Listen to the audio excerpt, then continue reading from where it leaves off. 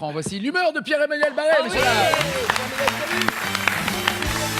Salut tout le monde, calmez-vous tous, j'ai une devinette. Qu'est-ce qui pue, qui est tout marron et qu'on trouve souvent à côté d'un chien sur les trottoirs parisiens? Des crottes. Un clochard! Bim! 1-0 pour Humour, t'as vu, parce que je t'ai enduit avec de l'erreur, parce que tu croyais que c'était un caca, mais en fait non. Bam! Baiser!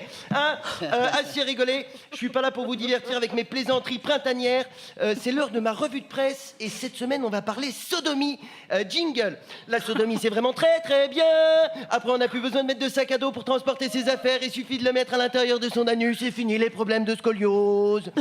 Alors cette semaine, si vous aimiez vous prendre très très cher dans les fesses, il fallait être citoyen français. On s'est fait démonter le boule, mais à sec. Hein, on n'a rien compris.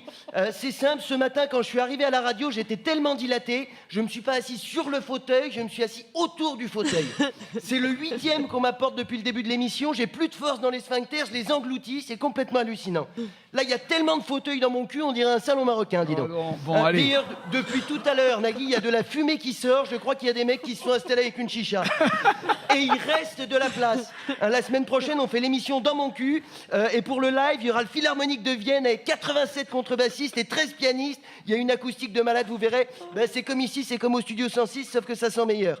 Alors, on a commencé la semaine très fort hein, sur de la fraude fiscale avec les Panama Papers. Quoi de la fraude fiscale en France? J'étais pourtant sûr que le déficit budgétaire, c'était à cause des femmes voilées arabes, roumaines, d'Afrique noire, retraitées au chômage sans papier qui volent le travail des Français pour frauder les allocations. Bon, alors les Panama Papers, hein, tout le monde a bien compris ce que c'était, je vais pas vous emmerder avec. En gros, c'est la liste de tous les gens qui sont en train de nous la mettre. Il y a un peu de tout à l'intérieur, mais grosso modo, ça correspond au profil type du fils de pute. Cahuzac, Drahi, Chatillon, Platini, Balkany naturellement. Alors lui, la seule affaire judiciaire où on n'a pas encore trouvé son nom, c'est l'affaire Dutroux. Mais à mon avis, c'est juste parce que Dutroux, il donnait pas d'argent de poche aux enfants.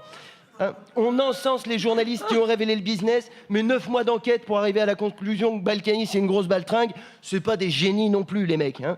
Là où ils ont vraiment assuré, c'est sur la Société Générale. 979 sociétés offshore, ils ont trouvé. Il n'y a pas 2 ans, le PDG jurait devant une commission sénatoriale que c'était terminé les bêtises, on arrête, on dirait moi avec l'alcool. Moi, la prochaine fois que je vais à la Société Générale, c'est pas pour ouvrir un compte, c'est pour ouvrir un banquier. Hein. En tout cas, François Hollande, il cherchait des visages pour le monde de la finance, il va être servi. Ah, d'ailleurs, s'il veut, il n'aura même pas à bouger son cul. Les visages, moi, je les lui apporte à l'Élysée, j'ai une tronçonneuse. Il n'y a pas de problème. Hollande, il était tout content. Il était là avec Manuel Valls. Ils ont dit, on va être intransigeants, ça va chier. Bon, ils ont juste oublié de préciser qu'en décembre dernier, c'est le gouvernement qui a bloqué en pleine nuit une loi contre les paradis fiscaux. C'est quand même con, il y a 1% de bipolaires en France, il faut qu'ils soient tous au pouvoir. Hein, on dirait que François Hollande, tous les matins, quand il se lève, il a qu'une seule question en tête. Qu'est-ce que je vais bien pouvoir faire aujourd'hui pour passer pour un con? Hein, juste quelques chiffres, hein, que tout le monde se rende bien compte, comment c'est l'Eurotunnel dans nos slips.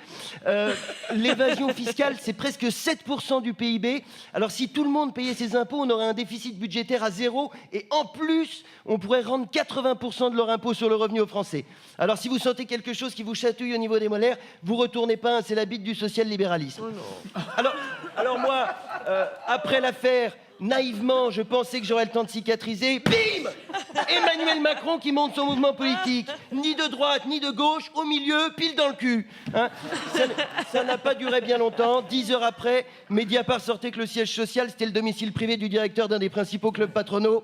Hein, son slogan à Macron, c'est « Et si on remettait la France en marche, qu'est-ce qu'il attend pour le faire? D'être au gouvernement ?» On ne sait pas. Hein. D'ailleurs, le mouvement s'appelle En Marche. Eh ben, vas-y, Emmanuel, hein, pars devant, marche, tu marches très loin. Et au bout d'un moment, tu vas voir, tu arrives sur une plage, tu t'arrêtes pas, tu continues, tu marches dans l'eau, et quand tu as 20 cm de flotte au-dessus de la gueule, tu bouges plus, t'es arrivé. Tu restes là pendant 30 minutes.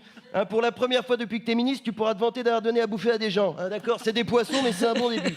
Hein, voilà. Alors moi, je vais devoir vous laisser parce que je sens que je suis en train d'engloutir le 9e fauteuil de la journée. La semaine prochaine, on parlera du voile islamique, hein, puisque visiblement, il n'y a que ça qui intéresse les gens. Et je vous expliquerai comment faire un nœud coulant à un politicien avec un foulard. Soyez attentifs, ça pourrait servir dans pas très longtemps. Merci de m'avoir écouté. France Inter, Nagui et la bande originale.